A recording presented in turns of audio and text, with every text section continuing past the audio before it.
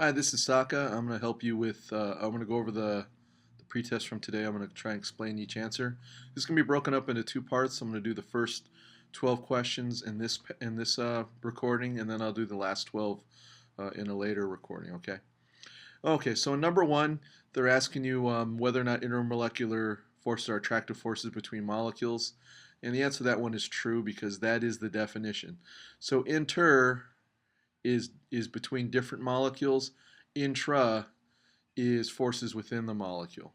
Okay. Moving on to number two, London dispersion force is an example of an intramolecular force. That is incorrect.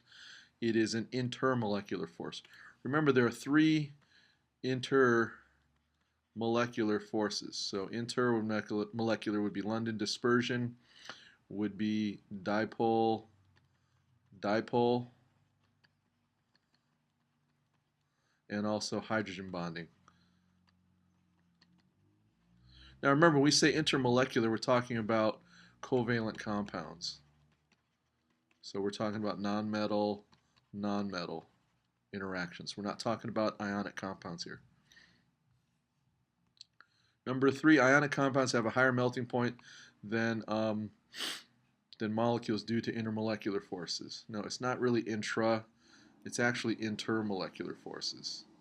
Okay, so intramolecular forces are examples are covalent bonds, whether or not a covalent bond is nonpolar or polar, and then ionic bonds and ionic bonds too. Ionic bonds are a little controversial because if you talk about them dissociating water, it kind of changes the definition a little bit, but for our purposes, we'll try and compartmentalize them like this. Number four, phase diagram uses temperature and volume to plot out a substance's state of matter. It's not temperature and volume. Remember, phase diagrams are functions of temperature and pressure.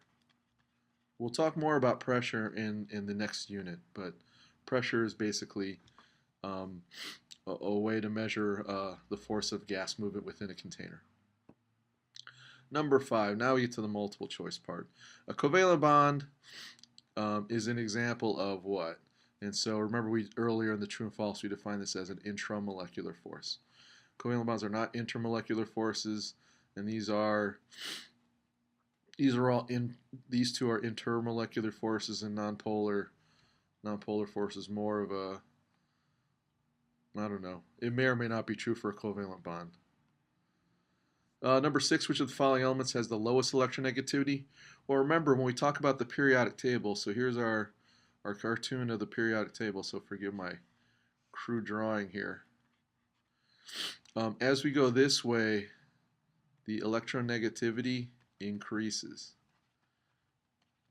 Remember, noble gases are not included because they don't covalently bond with anything. Are not included. Okay? And so if we put these, if we look for the one with the lowest electronegativity, we're looking for the element furthest to the left and closest to the bottom. And the one furthest to the left and that fits that is sodium. Okay, number seven. Which is the strongest type of intermolecular force? Well, remember, this is intermolecular force, right? So we're talking about molecules. And remember, if we're talking about intermolecular forces, the weakest is London dispersion. The one that's the second weakest or second strongest, depending on how you define it, is dipole-dipole. And then the strongest is hydrogen bonding. So that's why D was the correct answer there. For number eight, I know this one was a little confusing. We had select all that apply, but there was really only one answer here. So here you're looking for hydrogen bonds. So if you have something that's hydrogen bonding, you're looking for a couple things here. Hydrogen bonding, first of all, it needs to be a polar molecule. And two, you need to have H either connected to N, H connected to F, or H connected to O. So this one's no good because it's connected to itself. This one has no hydrogens in it. This one's ionic. And this one might be tempting, but if you look at this one, see, this is the structure of it. You see how you don't have H connected to N, F, or O? So that's why this one's no good and why B is the only correct answer. Number 9. Here you're looking for the dipole moment. Another way to say this is which bond has the highest polarity. Okay, so dipole moment is kind of like the degree of polarity for something. So since these are all connected to H, you're looking for, in order to figure this out, you're looking for the most electronegative element. Since they're all connected to H, they all have H in common. Whatever the most electronegative nonmetal that H is connected to is going to be the answer. Definitely not this one. If you remember my trends, we're looking for the one furthest to the right and closest to the top, which would be HF. Okay?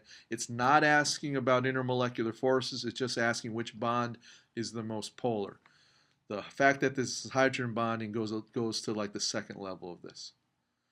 Okay, 10. So here we have the symbol. I know it didn't translate well in this one, so it's actually this thing. And so what it's meant to represent, remember we use these to represent polar bonds. So one end will have a partially positive bond, and then we'll always have another one with a minus. So A is the right answer here. 11. So this is just a definition. So resistance to flow we know is just viscosity. I'm sure everybody knows that by now. 12, here we have our phase diagram. So notice we have temperature on the bottom and pressure on the y-axis. This is the way it always is. So here we're looking at what happens at 6,000 K and 7.5 gigapascals. So here we have 6,000 K, and then we're looking for 7.5 gigapascals, which puts us probably somewhere in this area here. You just follow the plot points, and clearly we're in the liquid phase. Okay, and that's it for now because that's the first half. It's really fast. So I'll be back for the second half.